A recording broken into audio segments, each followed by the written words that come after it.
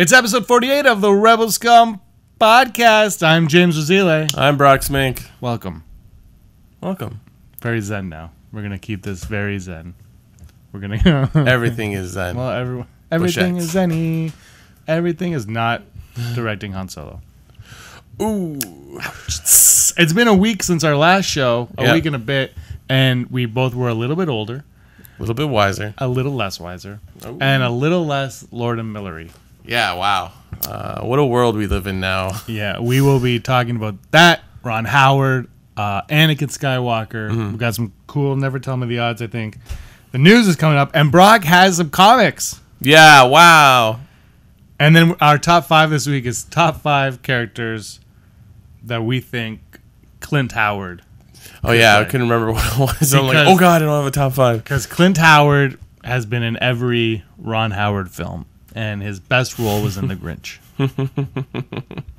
Oh, yeah, Ron Howard did The Grinch. Yep, he did. Before we get on to anything else, though, we really need to take a couple seconds here to say... Thanks, guys. Last week, on our birthdays, we woke up to 2,000 subscribers. Wow. And right now, we probably dropped under that because we're taking too long getting into the show. No, but thank you very much. It actually means a great deal to both of us. Yeah, it's crazy. It's unbelievable to think that that anybody watches us, first of all, listens to us at the least, and you guys come out and it's not our friends and family that we're guilting into listening. Yeah, well, I'm still convinced that half of them are bots that Fatty Fan Theories created. Yeah, but he's stuck in the Philippines, exactly. So he doesn't count. It's easier to do it over there, I think. That's not a diss to the Philippines. That's just a diss to Fatty Fan Theories. Oh, wow. A lot of people diss them. But thanks a lot, guys. It means a lot to us. We love seeing the comments. We love the emails. We got a lot of emails. Yep. And we try to do 3 to 4 shows a week. That's what we're trying to do. Yeah. We try to bring you, just different ways of talking about Star Wars, because we know that you guys like talking Star Wars. We see it in the comments and the emails, like I said. Facebook, join the Facebook page. We get a lot of cool messages on Facebook as well with theories. We're trying to develop a show where we take your theories and turn a show into it. We've got a lot of cool things happening, but time is against us sometimes. So we can't always do it, but that's it.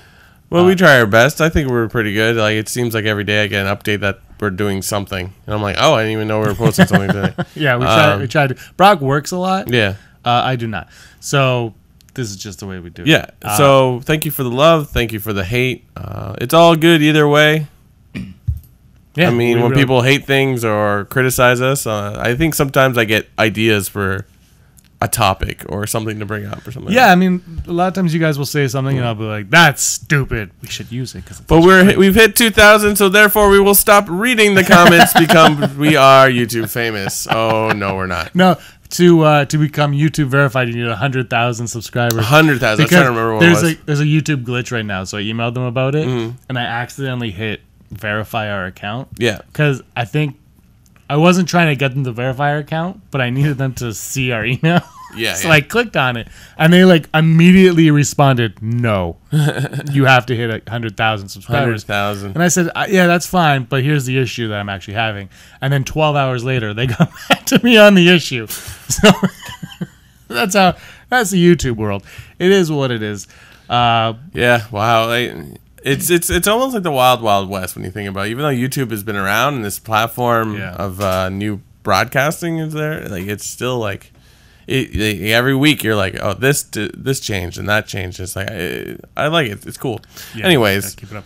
All right, let's go on to we have a T-shirt design contest happening here on the channel. Brock, why don't you just tell everybody what it's a little bit about? You can design shirts about our Rebel Scum podcast and Star Wars, obviously. So they have to be Rebel Scum specific. That's a TeePublic sort of thing. You upload them to TeePublic or just send it to us at rebelscumbags@gmail. Contest ends July 31st, so you still have a month because it's about to turn July in 2 days. Winner based on sales and also a vote by us or by the two of us, and the winner will receive tpublic.com merchandise. Yeah. Also, everyone should know, because some people have said, I want to join the contest. I want to be part of the contest, but I cannot. I don't have any artistic skill. is what they said. They're like, I don't have any artistic skill. So what I would say to that is do fonts. Just have like a saying, an expression on the shirt, because anything is fine. It doesn't have to be a sketch or Photoshop. It could just be, we have one on there right now that says "Wicked as Snoke." It could be something as simple as that. We got one the other day that is simple like that. I will tell you after the show. Nice. It'll be posted. It's not on TeePublic yet. I will. So you can, if you email us your design, we retain the rights to it and all the profit from it. So if you guys upload it to your own personal TeePublic page, which if you don't have one, which you probably don't because not everybody has a TeePublic page, just start one. It's very easy. Yeah. Log in, register. You don't have to do anything. They don't take any of your information. Yeah. And then so you put your design up, hashtag it with Rebel Scum Podcast, and then what will happen is we will sell it on our store, you'll sell it in your store, and when someone buys it, you will get the earnings from which is the best situation, because we're not in it for the money. We just want to push our website, our podcast and whatnot, and just spread the love. I mean, we're not artists. If you're an artist, we want to support you as well. Yeah, we want you guys to do all this. We just want to have fun. We want to see some cool, fun stuff. We got Moof Milkers and stuff on it. Moof Milkers. Just like a cool T-shirt would be just something, that you're not going to find at Walmart. Yeah. Or Target. I mean, Target. I'm a T-shirt aficionado, I suppose you could say, and I've gotten to the point where I'd rather buy a T-shirt online because it's more unique. Nothing against... I found some cool stuff in stores, but you see more creativity on the internet. So. I got, for my birthday, I got a Jurassic, the Lost Park, the Lost Park of the Jurassic World. I got the Lost World Jurassic Park T-shirt, and I was like, this is awesome. It is from Walmart. But anyway, so any design is cool for us because we are two cool dudes. But anyway, just, do it. It's going to be fun. It's going to be a fun month of watching Brock's face photoshopped on other various bodies. All right, let's move on to the big topic this week. Forces of Destiny trailer came out. Did you see that? Yes. That looked good, actually. I didn't listen to the audio. I was on the Instagram. I saw it on Instagram on, I think, Star Wars Fanaticus, which is a good Instagram feed. He gets he or she gets a lot of good stuff. But just watching without audio, because I think it looks like... I know we've seen some of, but I really should have listened to it because I was like, it's weird because it's like the actors, except for Leia, except for Carrie Fisher, it's all the actresses' voices, awesome. And it's like at first you're like, whoa, it's not like a fake voice, it's like a real, But yeah, it looks awesome. It's just gonna be like a mini series, right? Yeah, it's I believe July 3rd on YouTube, and then it goes on Disney XD on like the 9th or something. So it looked really fun, and I don't know if you saw, but somebody responded to the video on Star Wars' Facebook page saying, "Is this for girls?" And Star Wars responded, "It's Star Wars. It's for everyone." Yeah. So that was good. But anyway, it looked pretty good. I'll probably check it out. I was when I was watching it without audio, I was thinking, it's like, I wonder if this is going to play into canon, because it technically should, and because it's got, I think what hit me was when I see Sabine and Princess Leia talking to each other, I'm like, ooh. Well, they're talking, but here's the thing with canon. Canon is nonsense, and I'm going to tell you why. So yesterday, I was talking to Andrew Fantasia, and I said, so they destroyed Yoda's lightsaber at the Vader conflict. He goes, what? But in my book, he has this book, and it's brand new. It's what's it? It's like the Galaxy book stuff. Yeah. It has Dagobah. And it has Yoda's hut. And there's a spot in the hut where Yoda keeps his lightsaber. And I tweeted Pablo Hidalgo. I said, hey, Pablo. Pops. Don't talk to me. And I said, well, what's the deal? Like, he destroys it here. How does he have it here? And he goes, and his response was, I don't know. How do you think he got his second robe? Because his robe gets destroyed. And I was like, well played. And I didn't respond further, but my next thought was, well, that's kind of cheap. Like, you're going on this huge thing to tell me how special a lightsaber crystal is. You're telling me Dagobah is... What's the rationale that they have his lightsaber? Because did he drop it? I guess he dropped it, yeah. I think he does drop it. Like, yeah, I would have said the same thing. It's like, he built another one. Yeah, but I'm just saying, like, you're going so far to tell me how important crystals are and this is and that is, and he goes straight to Dagobah, and what, like, it's just like a hub, and like his crystal happens to be there. So that was my thing. Is like anything that happens in canon now, they can easily just retract it with, but this, So anyway, look, guys, canon's fun. It's fun that everything's connected, but at some point they're gonna paint themselves into a corner, and the only way to get out of that corner is by saying, but also at the same time this was happening. Right. Death Troopers. Anyway. Yeah, I like it. The Forces of Destiny, I'm excited for that. Yeah. I think it's cool. I think it's a great idea. I think Ron Howard's going to direct all of it.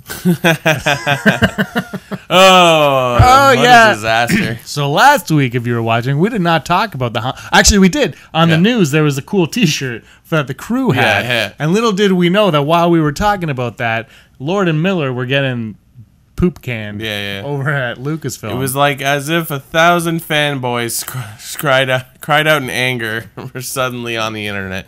We did a video the next day on Flying Casual with Josh from the Dead of Nerds to talk about it, but then after that, Ron Howard actually got hired, which was one of the rumors that we heard going into it. But now it's official. Ron Howard's going. So first of all, Brock, what are your thoughts on the Lord and Miller poop canning? I'm almost at a point where, like, we got to stop talking about this. I know that's a really bad way to start a talking point. But it's been over 7 days now. I think it's 8 or 9. And the internet, every article now is like, this is wrong with the movie. And that was wrong with the movie. This is what they did wrong. And then now it's Alden Ehrenreich can't act himself out of a box. It's like, I think the fans are going to ruin this movie. Like Ninja Turtles. Yeah. It's just like we're talking. We've seen nothing. Like, I know that might be people a good thing. Yeah. I know there's people that are on the inside and have all this blah, blah, blah, blah. But Rogue One had to be like almost completely reshot or half reshot. Yeah. And that was like arguably one of the best Star Wars movies to date. People unlike us, the general public, who talk about Star Wars because they know me and Star Wars comes up a lot when I'm around. A lot of people say that, like, oh, I liked both Star Wars movies that just came out, so Force Awakens and Rogue One, but a lot of people liked Rogue One. Yeah, it's funny. Like, I've noticed that the casual fan has preferred Rogue One, whereas the hardcores are more Force Awakens. Yeah. It's really fun. And I think that ties into the original trilogy more. I think that's why. So, they played a card, Lucasfilm. Who was the one that actually hired Lord and Miller? It sounds like it was Lawrence Kasdan, one of them. Okay. They were taking a wild card, whatever, if you want to call it that. Like, Rogue One was a success at the end of the day. So, Han Solo, we haven't seen jack shit. We don't even have a trailer. Excuse my language. But, like, we are going to ruin this movie for ourselves, Star Wars fans. Like, you're just going to have to let it go. I mean, the worst Star Wars movie is the Christmas special or the Life Day celebration. Like, we've hit bottom. So this can't be that terrible. But again, like, we got to move on because it sucks that they're gone, or some people are happy that Lord and Miller are gone, and some people are psyched about Ron Howard, which I would argue is, like, Ron Howard is a prolific director, but, like, he's not a hot, like, ticket. You know what I mean? No, but he's genius on their part, though. Yeah, you know what I mean? Like, it's a good move because it brings back faith in it, but, like, like you said earlier, he's like, he did the Grinch. And I'm like, oh, yeah, he did the Grinch. Like, I couldn't, because when you read an article. He doesn't have a distinct style. No, yeah, exactly. When you read an article, it's like, Ron Howard, Apollo 13, and Rush. Rush is great. So is Apollo 13. I would like to see Rush. I have not seen it. Oh, really? It's on Netflix. But you know what I mean? Like, it's just like the two movies, like, they chose the two movies that probably made the most money. But, like, he's done a lot of I think they chose the two that would work, that if you hear those two, you're like, oh, that makes sense for Yeah. But you know what I mean? Yeah. Like, it's like Apollo 13, and, like, arguably Apollo 13 is, like, I don't know, 20 years old now? Yeah. Still a good movie. And it's about space. But the thing with Ron Howard is nobody hates Ron Howard. Yeah. Like, nobody He's hates Opie. He's Richie Cunningham, American Graffiti. Like, you just don't hate Richie Cunningham at all. You can't. Yeah. I mean, and the people that are watching that don't know who he is, you don't hate him either because you don't know who he is. But it's like, I was like, oh, yes, thank you. We got Ron Howard. Like, no, but from a PR standpoint, though. Yeah. I don't know. When it first dropped, and there was 4 of us here, me, you, Rob, and Andrew, and I was right away. I'm like, yeah, okay. And it's not that I was against them directing it all, and I wasn't like completely for them. Like, I'm indifferent to the whole thing. But the thing that struck me right away And I was on the phone with some people afterwards for a long period of time, just saying like Lucasfilm, they're no dummies over there. Like Kathleen Kennedy has been in this, longer than we've been alive. Right. Like, she's really good at it. Like the people that they have in charge know what they're doing. They hired these guys to make a movie. The thing also, when we talk about this on our Flying Casual, is people don't understand is because there's all these articles. Is the director dead? Is the job of a director dead? Mm-hmm. No, it's not, because you can still go and make a director's film. Yeah. But if you're making Star Wars, you're not making a director's film. They want you to bring your flair to it, but you're going to tell their story their way. You just bring. It's a TV series, is what it is. It's you are doing the pilot to the TV series, and the pilot always has. The pilot, when it's directed by a prolific director, has a little bit more flair than episode 2, episode 3, going forward until the finale when they get someone else in. Yeah, exactly. And Rian Johnson, he had no problems doing Last Jedi, but guess what? He did Breaking Bad. He totally gets it. And Lord and Miller, they might have done Clone High, but that was their thing. Yeah, they pretty much called the shots because nobody was watching it. Yeah. Like it was like their own thing. So they don't live in that world. They live in their own world where they do what they want to do, and they've had success doing that. Yeah.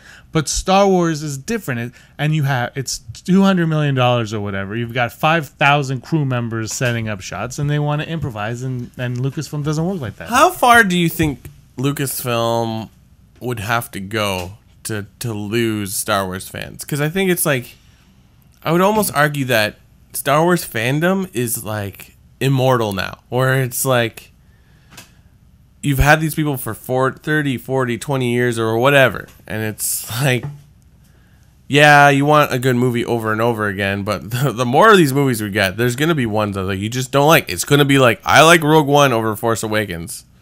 That's fine. Or like, that was garbage because like, look how good it was in this. And we're going to get different directors. I mean, I guess the question would it be different if we had the same director for every movie? But then, like, that's not realistic, and maybe that's a little boring at times. Yeah, so I don't know. Like, it's just, I think I would prefer a Star Wars Galaxy where they're putting in new directors, new ideas, because a lot of these guys, they're fans. They've been fans for a long time. Like, I don't know. But the one thing someone said was they equated Han Solo, the performance of Han Solo, to Ace Ventura. Yeah, that's another thing I did not understand. I think this is what I think. Honestly, this is what I think was happening behind the scenes. Is I think what they did was they were turning Han Solo into 21 Jump Street, where they took 21 Jump Street, the show, which was not a comedy, right? It was a drama, and they made it a comedy. It was very successful. It was hilarious. We all love it. And I think they were kind of doing the same thing with Han Solo, where they were taking it a little bit too far. And Lucasfilm's like, hold back a little. Hold back. That's not it. Yeah. That's not the character.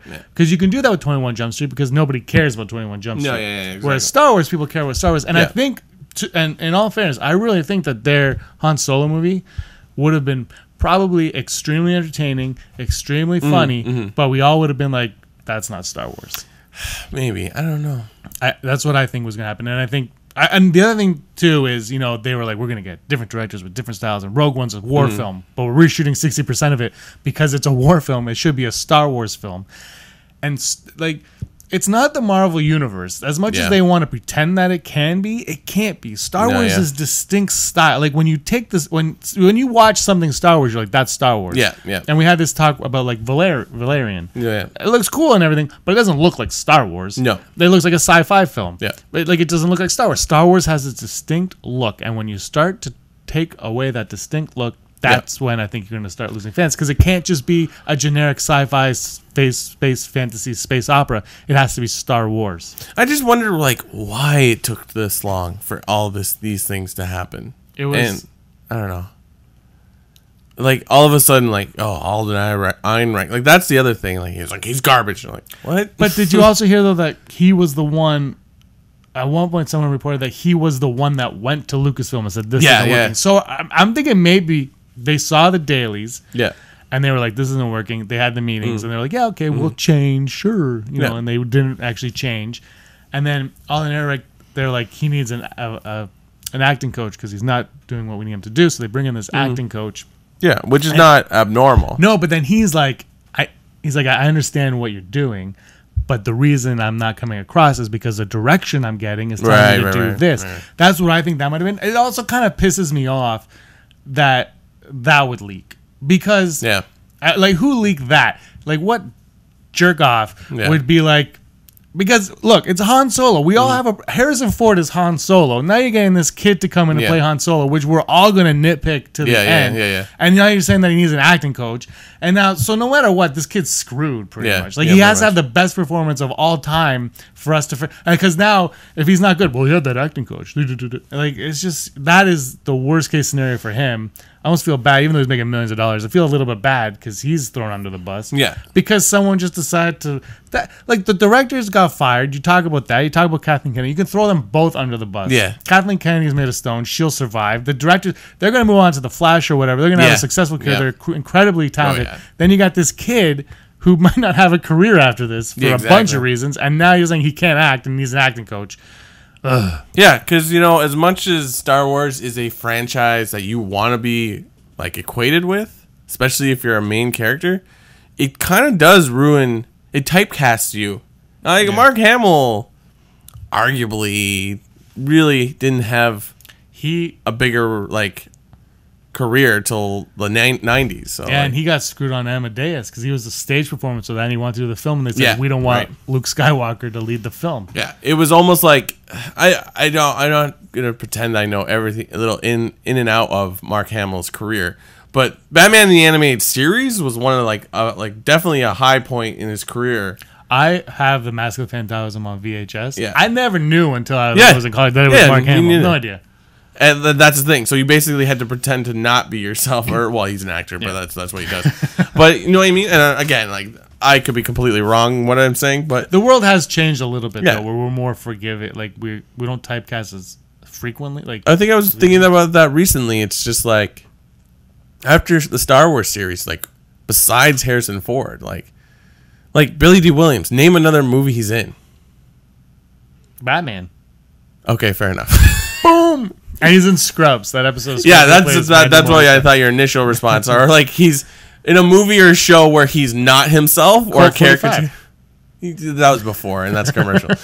Well, you could say the same about Carrie Fisher to an extent. Well, she got in with Belushi and and then like when Harry Met Sally, The Burbs, the best Tom Hanks movie ever. I guess my argument is moot. I think it's more of a matter of like being like huge. Like Harrison Ford, everybody knows Harrison Ford. Carrie Fisher, people will be like, oh, that's Princess Leia. They won't say it's Carrie Fisher. Do you think that if Harrison Ford wasn't Indiana Jones, he would have had that career?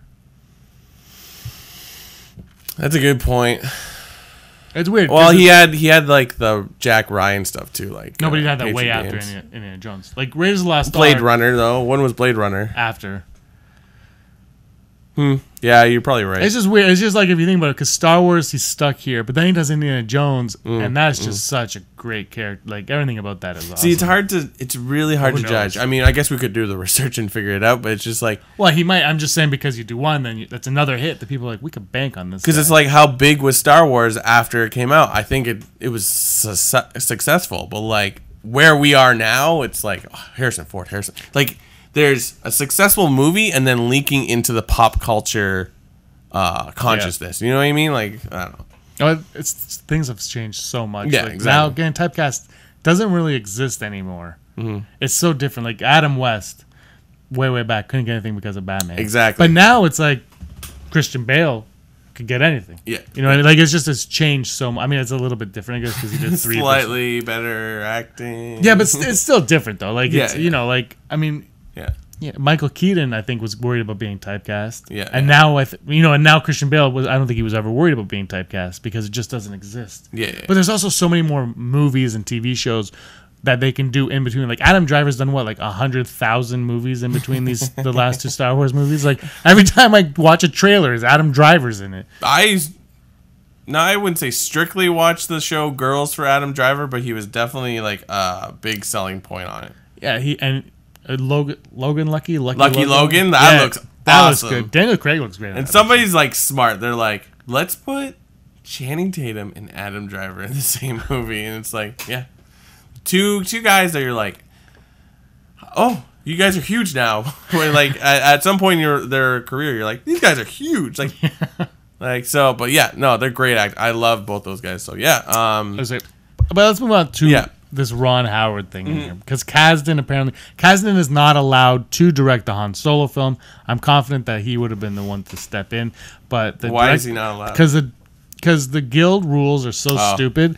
The Directors Guild rule is if you fire someone after directors after a certain amount of time, nobody involved in the production is allowed to direct that film. Right. Which is whatever it is. So they get Ron Howard, which makes complete sense to me because old school Hollywood. Yep. He's coming in and he's gonna. I don't want to say save the film, but he is in a way because they fired and I don't mean in the way that Lord and Miller could possibly have ruined it. I mean in the way that they don't have a complete film. But here's the thing: will Ron Howard do the same thing as Lord Miller? Not comedically, but like he's Ron Howard. So I'm going to do, Ron Howard's going to do what Ron Howard... Well, they have the same cinematographer, which is from Arrival, and Selma, and he's very talented. And this is what I don't get. When they announced to the cast and crew that Ron Howard was the director, the cast and crew exploded in applause. Apparently, that's the rumor, that they exploded in applause. Everybody was happy, cast and crew. Right. So the person that I would really like to hear from is the cinematographer. Yeah, I can't remember his name right now, but he's very talented. Did he have a problem with Lord and Miller?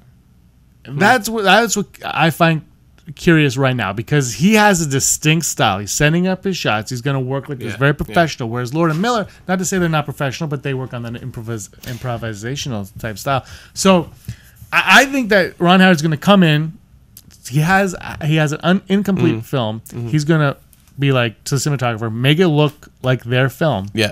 But he's going to bring it back to the Star Wars. Well, I think someone commented on our Flying Casual last week that they think Kevin Smith should have been the director. A bunch of people did, yeah. And don't get me wrong, I love Kevin Smith. Like, he's coming to Toronto with Jay Muse for their podcast in August, and it's when I'm in Mexico, and I'm like, I gotta cancel that trip. We saw that last year. Yeah.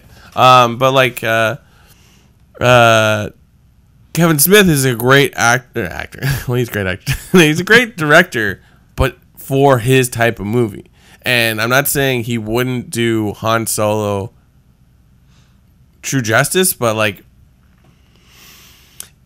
if you have Ron Howard or Kevin Smith, you're gonna go Ron Howard because it is like we do have to keep this a cinematic thing. And you're right, it's like Lord and Miller, like their movies are great. I enjoy thoroughly probably all their movies, but it's not a Star Wars movie. So, and Kevin Smith, he got terrified, and maybe he's different now because he did The Flash, and Supergirl, I think he did too. Yeah, but maybe he was terrified. He got Green Hornet. Remember when Weinstein gave him Green Hornet? He goes, "You're going to do this. We're going to get you the right crew," and he couldn't do it. He said no, and he ended up quitting the Green Hornet because he couldn't take, and that's just not his style. But if Star Wars ever went.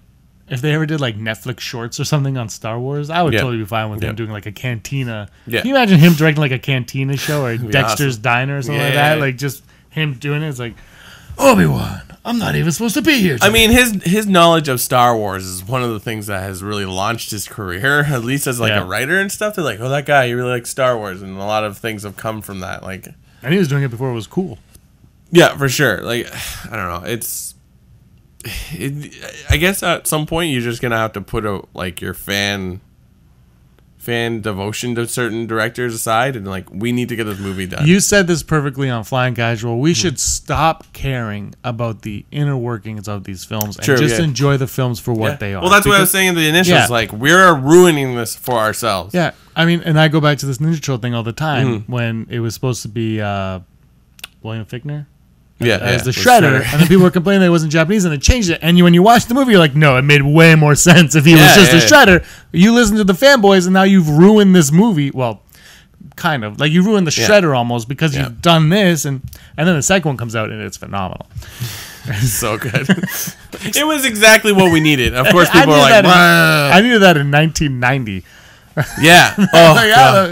But like that's the thing. Like when you listen to fanboys, like, stop. Do what you like. Look, we have an idea for a great Star Wars film, but you're making a Star Wars film. Yeah. So make your Star Wars film. Don't listen to our Star Wars film because you know what you're doing about yours. Like yours is completely separate from ours. Just do it. Like that's how it should be. And I don't care. Like we're gonna go into Han Solo, and let's all promise each other right now that we will not think about any of this when we watch the movie. You know what? Like our tunes could change in the next year, right? We'll get Last Jedi. We'll start hopefully seeing trailers for Han Solo, and we'll start to get a sense of where we're going. I'm going to say that, like, with Rogue One, we did start going in that direction, but, like, that was just, like, the starting point. And and the difference, too, was Gareth Edwards played ball with Lucasfilm. Yeah. And the thing, and when you look at it, I'm like, I would totally do what Gareth Edwards did. People are saying because he was young and or he's a novice to it all, and Lord and Miller. I'm like, no, look what he got, man. Yeah, they brought him to Celebration still. They treated him like, I mean, it wasn't there this year, but, they treated him very... I mean, I don't know behind the scenes, but on the surface, what we saw, it looked like he was still treated very well. They interviewed him on the Star Wars show. He played ball. He was happy to be there. He's on the behind-the-scenes featurettes. Yeah. He's doing all this stuff. And what? Because he let Gilroy direct a couple scenes here and there. And he was still there, I believe, standing there. Yeah. Like, he got to go to the Maldives. He shoot this movie. I mean, so it wasn't completely his film, but I think he understood that this is Star Wars. This is bigger than just one person's vision. That's not George Lucas. I think, like, when Last Jedi comes out, it's going to change a lot of our thoughts on things. Because I think we're going to start seeing that direction of where... Obviously, Han Solo doesn't really play into that, but I don't know. I mean, I get the sense that there's a huge desire to link everything together. I mean, with Rogue One, we saw Rebels. Like, it's... And I'm not saying it's going to change the movie, but I think it's like...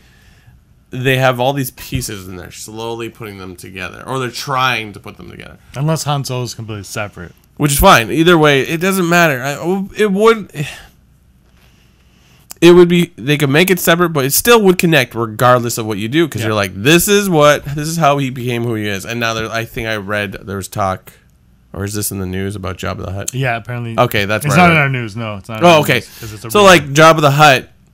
No surprise. They're like, he's going to be in. I'm like, well, yeah, that makes sense. Because, like, he's probably arguably the biggest customer Han would have. Yeah, like, and I know he doesn't look great in A New Hope. Pun not intended.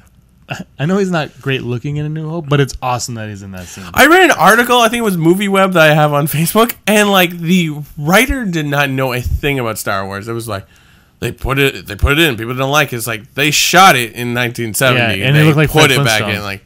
That scene's great, though. Yeah. You know what? And that scene didn't need to be in there in 1977. No. But now that we know Jabba, it's kind of cool that you you're like, oh, yeah, this is a real thing. So, I mean, he doesn't look great and he steps over his tail, but whatever. And they made it work. I would argue it looks like it's supposed to happen. But anyways, Jabba is apparently going to be in Han Solo, and he's going to be a puppet. Yeah, puppet. Which is great. Cool. Awesome. So, nothing hugely...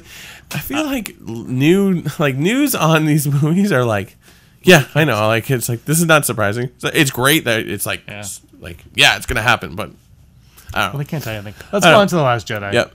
Let's talk about this. Anakin and Rey. Let's talk about this briefly because the word is really coming out now that Anakin is in The Last Jedi, and that Rey fights a sea monster, and the sea monster turns into Anakin or something. Like that. Spoiler alert! I don't know if that's true. It sounds really weird.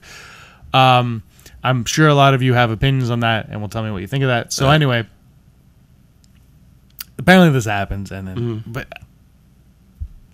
Anakin and Rey, I really want this to happen. I don't know if I want him to turn into a sea monster or whatever. Yeah, but I really want a scene with Anakin and Rey, and I kind of in my mind, and this is why when I go watch the movie, I clear my mind now because I talk about this on. We'll be talking about this next week on my Attack of the Clones episode with Andrew Fantasia. We do a love letter to Attack of the Clones.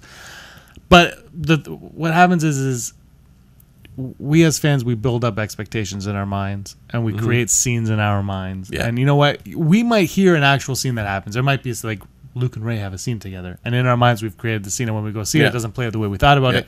And we're instantly disappointed in it, which is not the fault of the filmmakers whatsoever. No. But I like the idea that she runs off and Anakin kind of goes and comforts her in a way, because Anakin, if she's so special in the Force, which we're all assuming, which you should never assume, Anakin is the only one that would truly understand that. Right. Yeah. No, I can agree with that. I mean, the sea monster part is bizarre, but it kind of works because there's mention a couple weeks ago that there's going to be sea guardians on Octo, so it fits. I mean, that'd be cool. It'd be like Phantom Menace when they go into the... There's always a bigger fish. Yeah, like it's like, look at these fish. Look at these fish, Look at Obi-Wan. these fish. We're at the aquarium. I'm all for it. I was thinking about this recently, and it's like I can't remember why. I think I just saw a bunch of pictures of like the Force Ghost scene in Return of the Jedi. Will we see? We have no information either way. I mean, I think we think about it a lot because Hayden Christensen was at Celebration, so we're like, oh. He's here. Like, I don't think that means anything. Like, it wasn't Billy D. Williams at Celebration. He's yet to be in any of the movies either. I'm all for it. I don't know how that scene works out. It's really, like, again, it's what I just said. It's like, it's really hard to comment because we don't know what's going to happen in this freaking movie. Freaking frick. I just wish they showed his face in Rogue One. I gotta give a shout out to Ronnie Forbes for calling me out last week for not putting Anakin on my top 5 guilty pleasure list. Oh yeah, I just never thought of him as a guilty pleasure, and sometimes we just think of them up on the fly. No, mine were written down. I would say Ben Quadinaros is gone and Anakin's in. Yeah, but I mean, I didn't think of Anakin as a guilty pleasure. It's a very personalized list when you think about it, because it's like certain people respect Anakin, certain people hate Anakin, certain people are like, oh, he's kind of a shitty actor, but I love him. I guess the question is, if you're going to put Jar Jar and Chewie on the list, how do you not put Anakin on the list? Yeah. I guess that's fair to say. Obviously, everyone knows that I want this scene to play out, but I want it to play out in the correct way. And I'm really, there was they showed the sketches of Sith Ghost Anakin or Vader, whatever, before, and he was going to appear to color. And I'm glad they nixed that, and I hope it doesn't come back. Anakin turned to light side, and that's how he became a Force Ghost. I don't like the idea of him flip-flopping. I think the story's been told, and he's not a flip-flopper anymore. Yeah, he is what he is. He's Anakin Skywalker now. He's not Darth Vader, and that's how I feel on that, personally. And I like the idea that Rey defeats the sea monster, and maybe she uses the dark side to beat the sea monster or something, and then Anakin comes and he's like, look, I know what you're going through, but you have to find balance. And maybe he's the one that teaches her balance. Don't you think if Anakin's going to be in this movie that it should be more of a somewhat dialogue between him and Luke?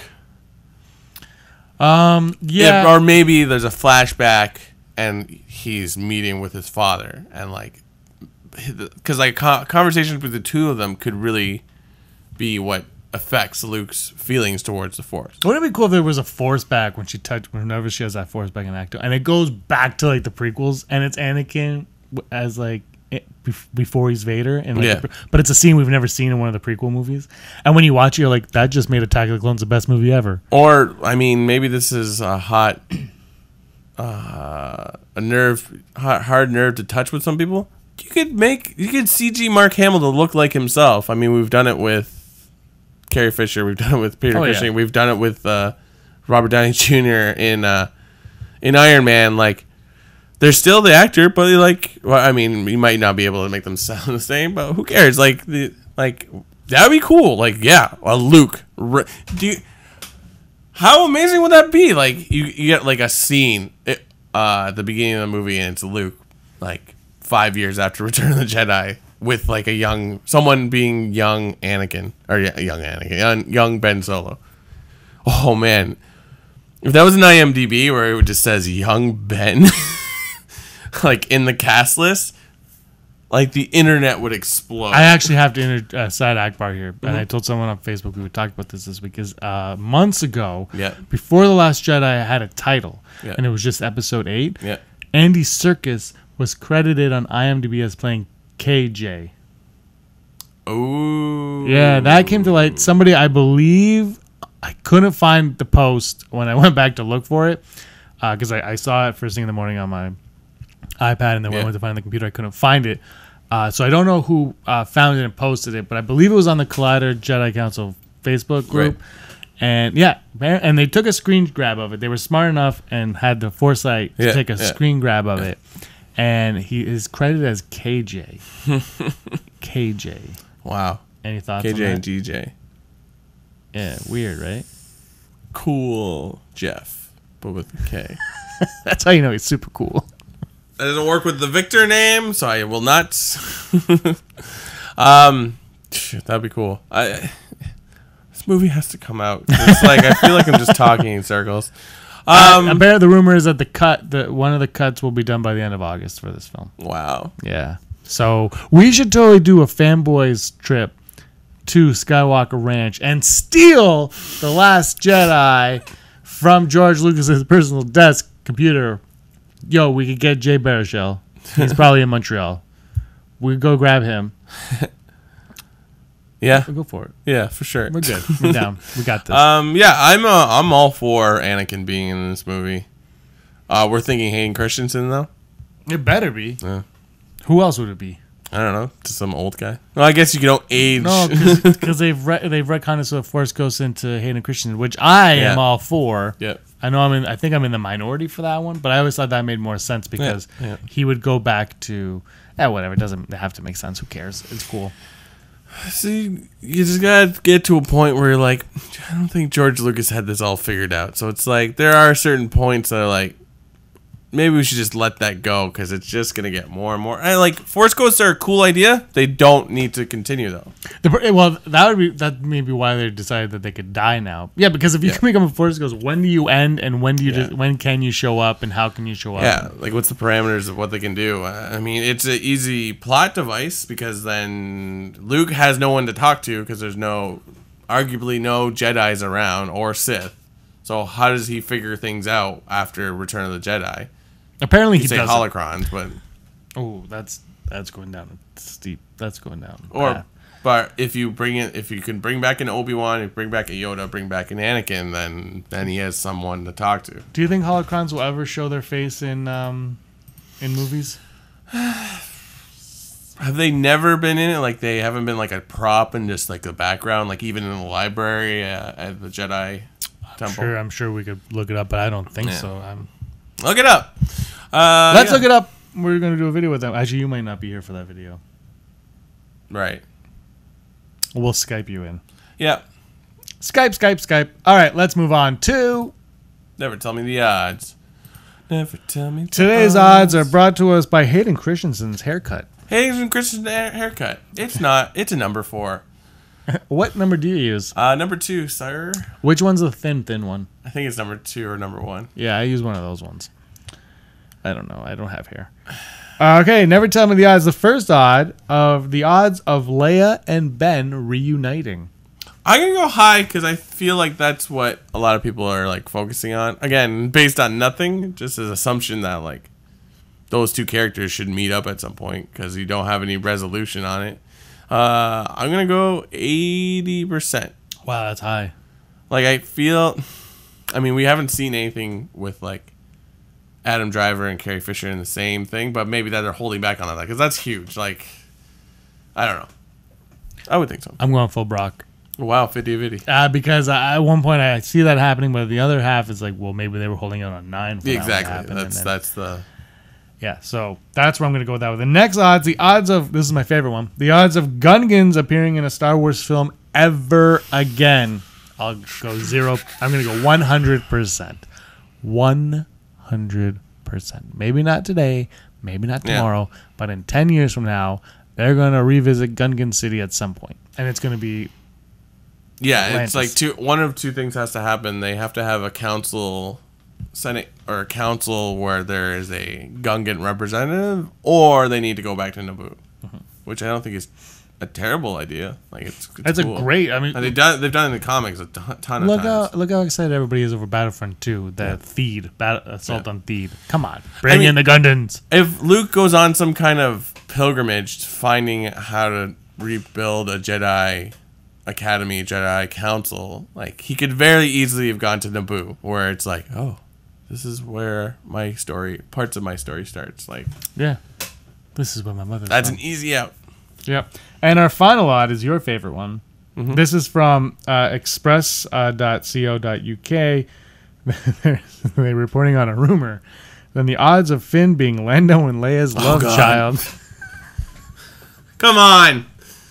It's fun, but like it's like come on, like that's just so.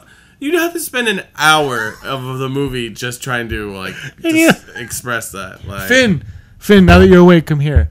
I must tell you about your father. And then it goes back to like, oh, look, what shitty parents. It's like, they can be shitty and not have their kids, blah, blah, blah.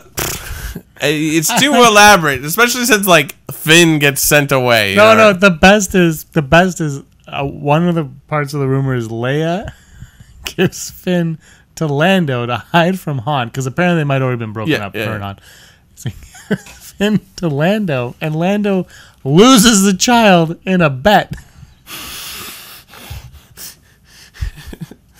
Like, do people understand that you kind of can't hide pregnancies? Granted, maybe there's a way to do it. Oh, no. So Han thinks that it's still his while she's pregnant. And then she says he died in childbirth and gives it away. Oh, it is. It is somewhat thought out and is hilarious. And I'm going to go 110 minus 110. 0%. All right, let's move on to the first time in months that you've had this one. Books and or comics. Brock, what do you have for us today? Put it on video. Yeah, that's what we are. We're doing it. This is old news, so I won't spend a ton of time on it. I got the copy of Vanity Fair with all the fun pictures in it.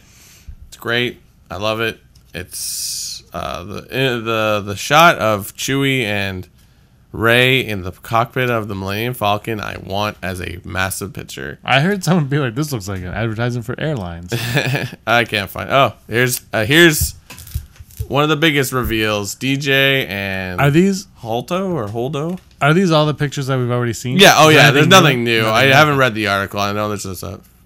Well, we've established you can't read. Wow. Let's do this one last. But I caught up with Poe Dameron. It's fun. First we had 15 and issue 15 and the annual. So 15 continues the story of, or the fallout of losing one of their senior pilots, Ulo, and they go on a mission where like it's like, well, they're like, I know, it's like we only have so much gas. So if we don't get more gas, the resistance falls. So they need to get more fuel for their ships, right? But the First Order gets there first and sets up a trap.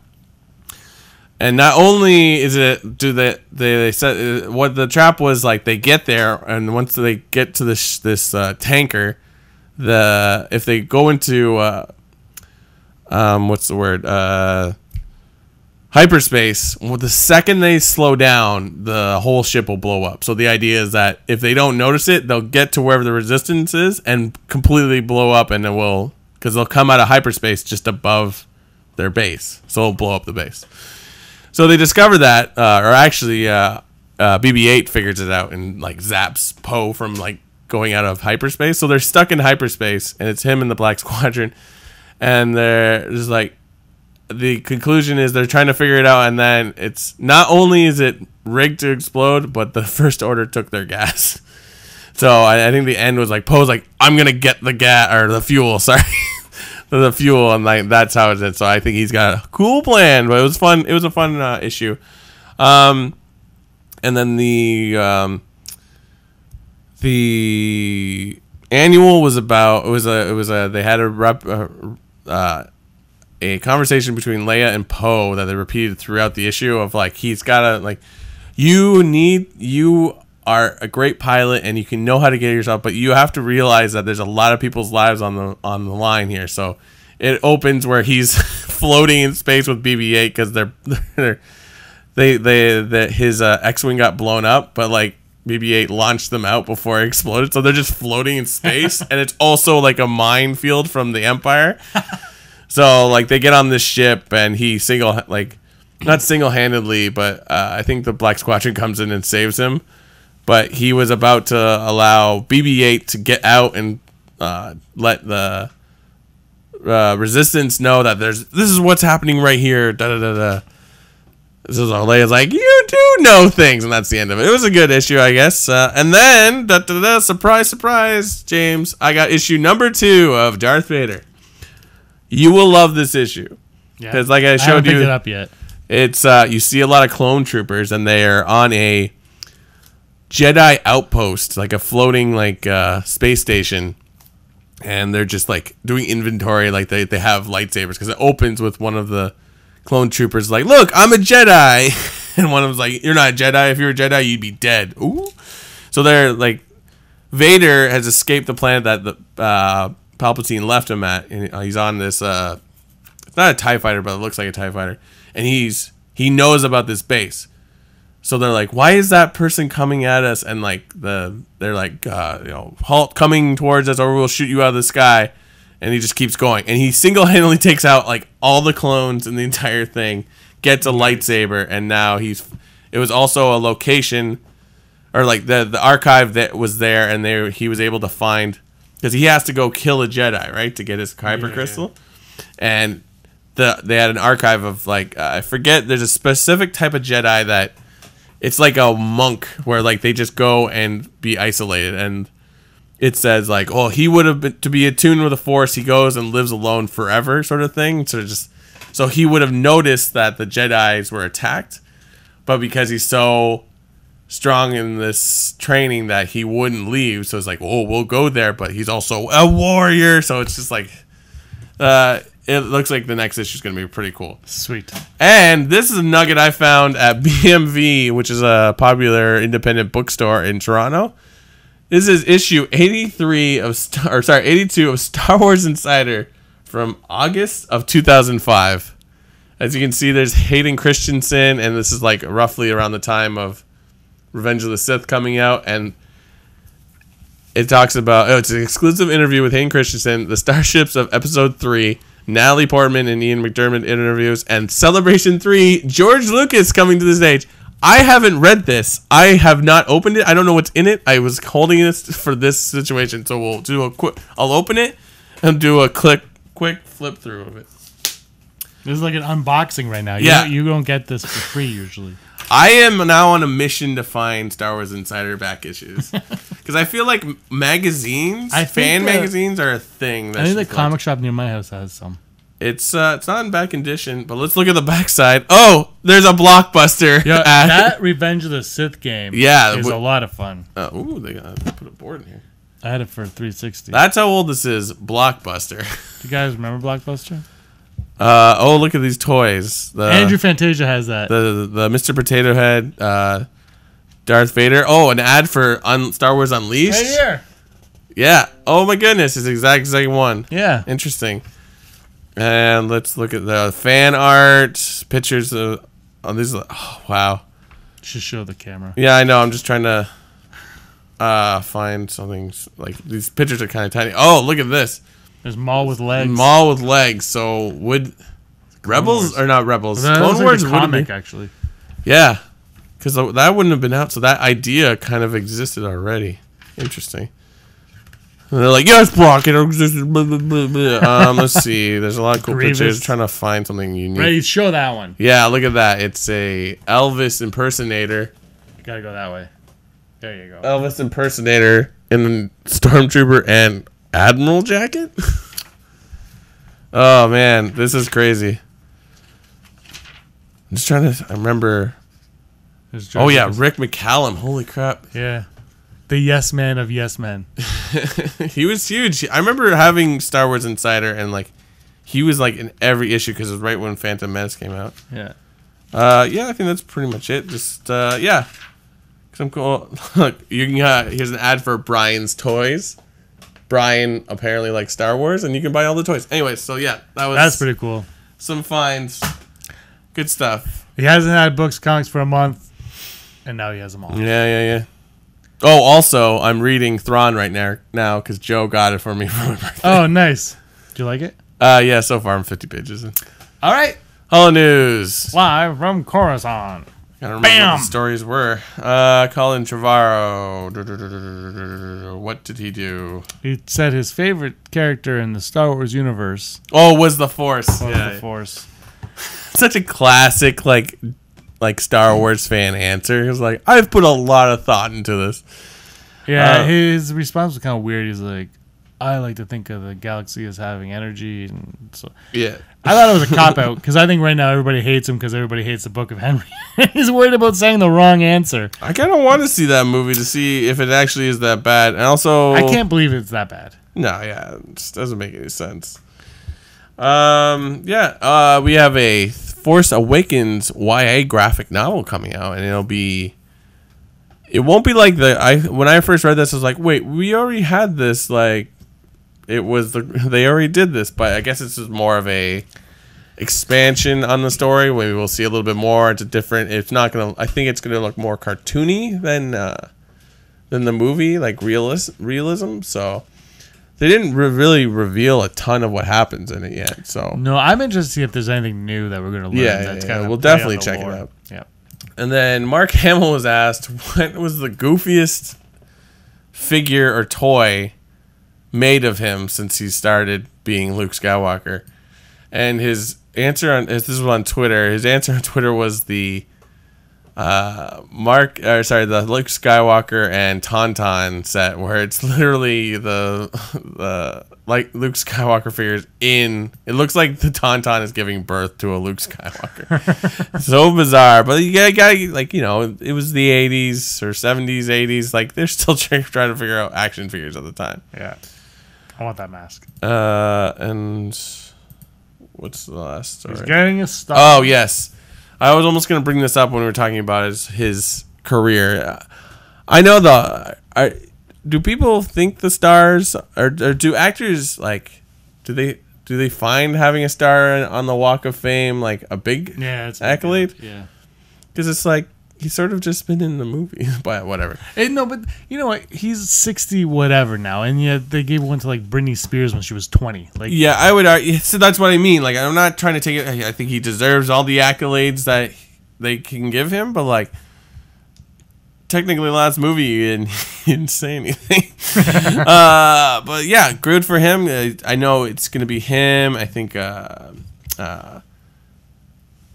plays Gamora in Guardians of the Galaxy?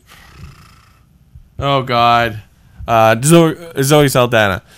And just sort of like, I wonder if he'd be like, well, Zoe Saldana is only, I would argue she's been in more movies than he has in the last 10. Again, that's really rude of me to say, but he's getting a star on a Walk of Fame. So just like Carrie Fisher and I believe Billy Dee Williams, and I'm surprised. I'm sure Harrison Ford has one, but I think R2-D2 and C-3PO got one before him. So yeah, I'm glad he got it. Yeah, it'd be cool, and that's just another reason to go visit. Where is it? Is it in Hollywood? Oh, it's right in Hollywood. Right in Hollywood. So we need to take a trip because it's awesome. I love it. The weather's great.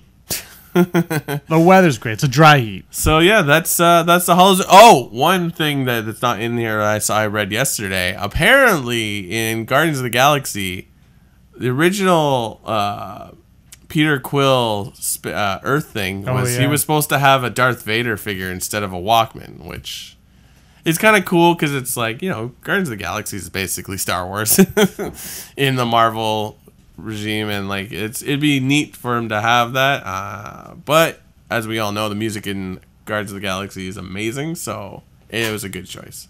It was a great choice. Yeah. Top five brought to you by Smink Motors, because apparently I'm a mechanic now. You are a mechanic. Today's top five is one that you were very excited about because you're a huge Clint Howard fan. I think you imagine things. Nope, you actually have a t-shirt that says I'm a huge Clint Howard fan. I'm a Clint. I hope somebody designs that for the t-shirt. It says I love Clint, and you're like, Eastwood? No. Howard, the real Clint. All right, top five characters Clint Howard. Yep. Clint Howard. Clint Howard could possibly play in the Han Solo spinoff. I don't think he's actually going to be in it, but it'd be fun to see him as someone. Brock, who's your number 5? Number 1, Ugnaughts from Cloud City. Yes. He is never going to be on this show. Yeah, he will. My number 5 is Ben Quadaneros. They've got the same forehead. And number 4 for me is Darth Revan. Ooh, wow. How ballsy would that be? My number 4 is an Ewok. My number 3 is Jar Jar Binks Jr. My number 3 is Princess Leia. What's your number 2? My number 2? Is your number 3 Princess Leia? Jar Jar Binks Jr. What was number 4? Darth Revan. Oh, yeah, sorry. My number 2 is... God, what was it again?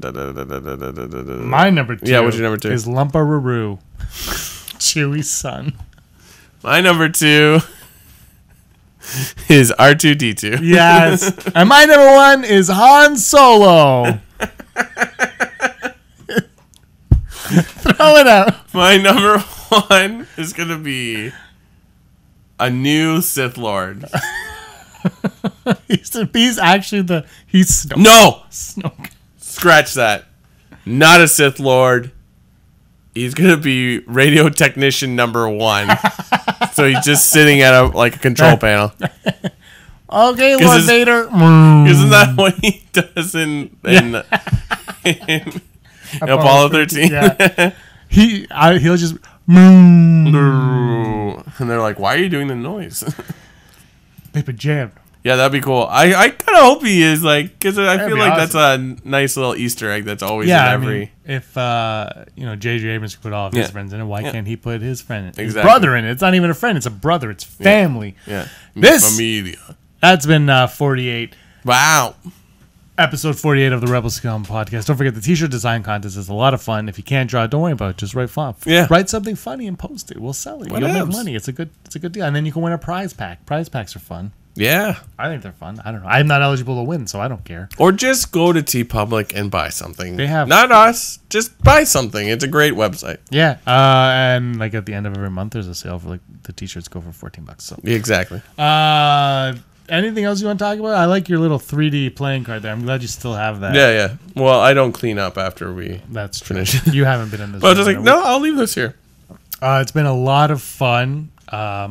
We got, I don't know what the next Vote of No Confidence is going to be, so I can't plug it. But next week, Andrew and I do a love letter to the Attack of the Clones film.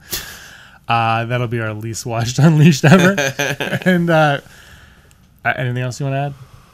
No, I like Star Wars. Yay! Do you like Star Wars? I do. I'm looking forward to The Force of Destiny. I'm really looking forward to Rebels season series finale.